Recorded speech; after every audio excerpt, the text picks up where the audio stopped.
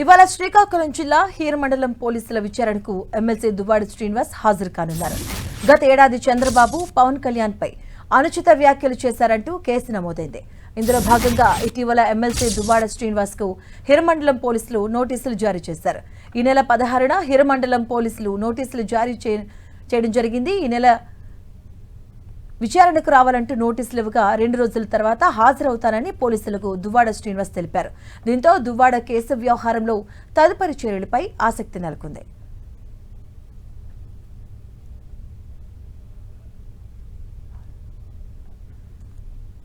ఇదే అంశానికి సంబంధించిన పూర్తి అప్డేట్స్ మా కరెస్పాండెంట్ బాలు అందిస్తారు. బాలు, విజయ, శ్రీకాకుళం జిల్లా సంబంధించి ఎమ్మెల్సీ దువ్వాడ శ్రీనివాస్ పై గతంలో డిప్యూటీ సీఎం పవన్ కళ్యాణ్ గాని సీఎం చంద్రబాబు నాయుడు పై అనుచిత వ్యాఖ్యలు చేశారంటూ జనసేన కార్యకర్తలు హిరమండలం పాతపట్నం నియోజకవర్గం హిరమండలంలో ఫిర్యాదు చేశారు. దీని తర్వాత 2025లో ఆ కేసు నమోదు చేసి దాని మీద ఈ నెల 16వ తేదీన అయితే దువ్వాడ శ్రీనివాస్ అయితే విచారణకు దానికి సంబంధించి వివరణ ఇవ్వాలని చెప్పేసి పోలీసులు అయితే పిలిచారు. అయితే ప్రస్తుతానికి తన అందుబాటులో లేని కారణంగా 22వ తేదీన ఈ రోజు వస్తానని చెప్పేసి అయితే ఆయన చెప్తున్నారు. అయితే మరోవైపు ఈ గత కేసులతో పాటు తాజాగా ఏదైతే ఈ బియ్యం పీడిఎస్ రైస్ లో భారీగా అవకతవకలు జరుగుతున్నాయి, జిల్లా వ్యాప్తంగా వరితో సంబంధించిన రైస్ ని కలిపేసి అమ్ముకుంటున్నారంటూ కూడా కొన్ని ఆరోపణలు చేస్తున్నాను, దానివల్లనే తనపై కక్షగట్టి ప్రభుత్వం ఇలాంటి ప్రభుత్వం చేస్తుందని చెప్పి ఆయన చెప్తున్న పరిస్థితి. ఈ యొక్క ఇష్యూని డైవర్ట్ చేసేందుకే తనని కేసుకి విచారణకు రావాలని చెప్పేసి అడుగుతున్నారని చెప్పేసి